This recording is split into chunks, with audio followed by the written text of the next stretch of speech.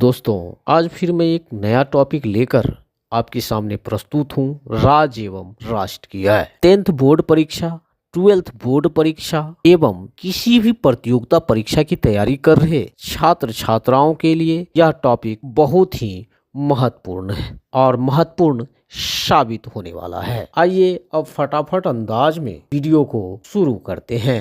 राज्य एवं राष्ट्र की आय। किसी भी देश का विकास उसकी आर्थिक स्थिति पर निर्भर करता है। एक मजबूत अर्थव्यवस्था से देश की समृद्धि बढ़ती है, लोगों को रोजगार मिलता है, बुनियादी सुविधाएं बेहतर होती है और देश वैश्विक स्तर पर अपनी पहचान बनाता है। राज्य एवं राष्ट्र की आय का मतलब वह धन होता है जो सरकार को विभिन्न स्रोतों से प्राप्त होता है। यह धन सरकार द्वारा सड़क, शिक्षा, स्वास्थ्य, रक्षा, सार्वजनिक सेवाओं और अन्य विकास कार्यों में खर्च किया जाता है। इस वीडियो में हम विस्तार से जानेंगे कि राज्य और राष्ट्र की आय क्या होती है, इसके स्रोत क्या हैं, यह क्यों जरूरी है और कैसे इसे बढ़ाया जा सकता है।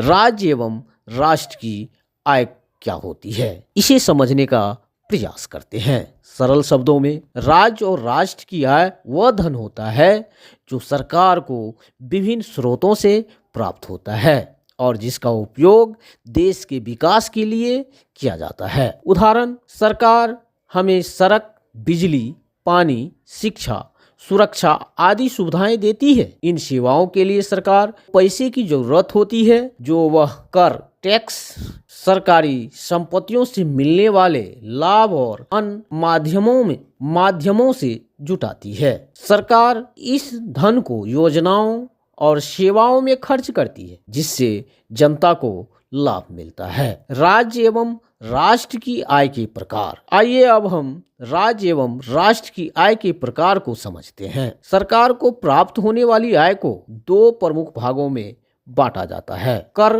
राजस्व, टैक्स, रेवेन्यू। सरकार की सबसे बड़ी और अस्थायी आय का स्रोत कर, टैक्स होते हैं। प्रत्यक्ष कर, डायरेक्ट टैक्स, ये कर सीधे लोगों या कंपनियों से लिए जाते हैं। करदाता, टैक्स पेयर, खुद सरकार को यह कर चुकाता है। उदाहरण, आयकर, इनकम टैक्स, हर नागरिक को अपनी आय पर टैक्स देना होता है। संपत्ति कर, प्रॉपर्टी टैक्स, घर, जमीन या किसी अन्य संपत्ति पर कर देना पड़ता है। कॉर्पोरेट कर, कॉर्पोरेट टैक्स, कंपनियों की कमाई पर सरकार को कर देना पड़ता है। अप्रत्यक्ष कर, इनडायरेक्ट टैक्स, ये कर वस्तुओं और सेवाओं पर लगाए जाते हैं। ये कर उपभोक्ता, कस्टमर द्वारा चुकाया जाता है लेकिन सरकार को व्यापारी देता है। उदाहरण, जीएसटी, वस्तु एवं सेवा कर, गुड्स एंड सर्विस टैक्स, हर वस्तु और सेवा पर लागू होता है। कस्टम ड्यूटी, विदेश से आयात की गई वस्तुओं पर कर। एक्साइज ड्यूटी, देश में निर्मित वस्तुओं पर कर। गैर राजस्व, नॉन टैक्स रेवेन्यू, यह वह आय होती है जो सरकार को करों के अलावा अन्य स्रोतों से प्राप्त होती है। सरकारी सेवाओं से आय, रेलवे, टेलीफोन सेवाएं, हवाई अड्डे जैसी सरकारी सेवाओं से सरकार को पैसा मिलता है।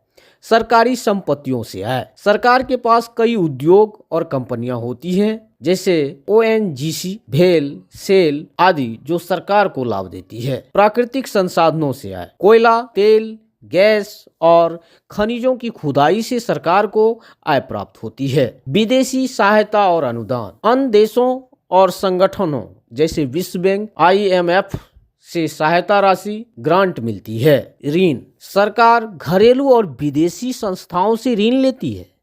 सरकार की आय और व्यय का संतुलन क्यों जरूरी है, इसे समझने का प्रयास करते हैं। अगर सरकार की आय ज्यादा और खर्च कम हो तो यह स्थिति अच्छी मानी जाती है और देश की अर्थव्यवस्था मजबूत होती है। अगर सरकार का खर्च ज्यादा और आय कम हो तो बजट घाटा बढ़ जाता है जिससे देश को कर्ज लेना पड़ता है और महंगाई बढ़ सकती है। इसीलिए सरकार को अपनी आय और व्यय का सही प्रबंधन करना जरूरी होता है।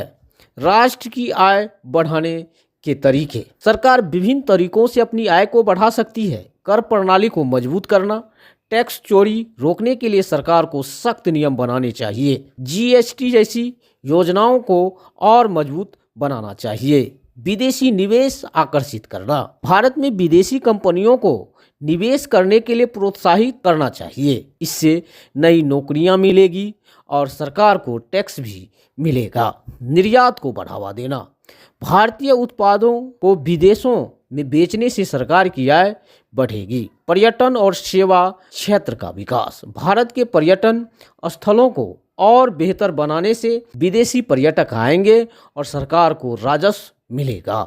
राज्य एवं राष्ट्र की आय का महत्व, सरकार द्वारा प्राप्त आय का उपयोग कई महत्वपूर्ण कार्यों में किया जाता है। शिक्षा और स्वास्थ्य, सरकारी स्कूल, कॉलेज और अस्पतालों के निर्माण में खर्च किया जाता है। रक्षा और सुरक्षा, देश की सेना और पुलिस को मजबूत बनाने में पैसा लगाया जाता है। बुनियादी ढांचा, सड़कें, रेलवे, मेट्रो, बिजली और पानी की सुविधाओं का विकास किया जाता है। गरीबी उन्मूलन, गरीबों को सब्सिडी और वित्तीय सहायता दी जाती है। विज्ञान और तकनीक, अंतरिक्ष विज्ञान और नई तकनीकों के विकास में निवेश किया जाता है। निष्कर्ष, राज्य एवं राष्ट्र की आय किसी भी देश की आर्थिक स्थिति को दर्शाती है। सरकार करों, सरकारी संपत्तियों, विदेशी निवेश और अन्य माध्यमों से धन अर्जित करती है और इस धन का उपयोग देश के विकास, बुनियादी ढांचे, शिक्षा, स्वास्थ्य और सुरक्षा के लिए किया जाता है। यदि सरकार आर्थिक नीतियों को मजबूत करे, कर प्रणाली को पारदर्शी बनाए और विदेशी निवेश को प्रोत्साहित करे तो देश की अर्थव्यवस्था मजबूत होगी और आम लोगों का जीवन स्तर सुधरेगा। अगर आपको यह जानकारी पसंद आई हो तो अभी हमारे चैनल को सब्सक्राइब करें। ऐसी ही सरल और रोचक भाषा में वीडियो पाने के लिए बेल आइकन दबाएं। वीडियो को लाइक और शेयर करें ताकि यह जानकारी ज़्यादा से ज़्यादा लोगों तक पहुँचे। आपका एक सब्सक्राइब हमें और भी शानदार वीडियो बनाने की प्रेरणा देता है, तो देर मत कीजिए, अभी सब्सक्राइब करें। आप लोगों को बहुत बहुत धन्यवाद। आगे के वीडियो में और कुछ टॉपिक लेकर आने का प्रयास करूंगा जो किसी भी प्रतियोगिता परीक्षा की तैयारी कर रहे हैं या बोर्ड की तैयारी कर रहे छात्र छात्राओं के लिए काफ़ी ही लाभप्रद साबित हो सके। आप लोगों को बहुत बहुत धन्यवाद। जय हिंद, जय भारत माता।